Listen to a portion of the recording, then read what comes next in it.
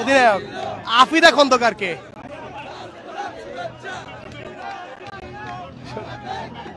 যার অধিনায়কত্বে বাংলাদেশ নারী দল এশিয়ান কাপে খেলার গৌরব অর্জন করেছে। দর্শক আমরা দেখতে পাচ্ছি একে একে টিম বাস থেকে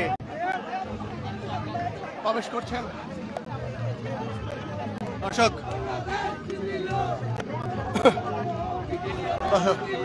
আমরা দেখতে পাচ্ছি দর্শক সবার প্রিয় ঋতুপর্ণা চাকমাকে, যার জোড়া গোলে আসলে প্রথমবার এশিয়ান কাপে খেলার গৌরব অর্জন করেছে বাংলাদেশ নারী দল। আমরা দেখতে পাচ্ছি টিম বাস থেকে একে একে বেরিয়ে আসছেন বাংলাদেশ নারী দলের গর্বিত সদস্যরা।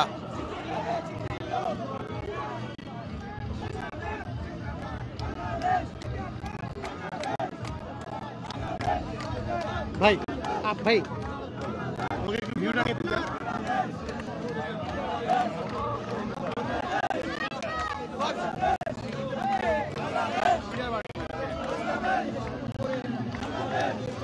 আমরা দেখতে পাচ্ছি টিমের অন্য সদস্যদেরকে।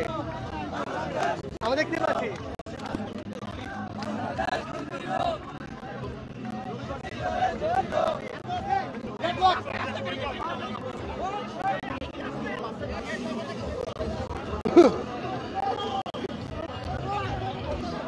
লাইভ কি চলবে?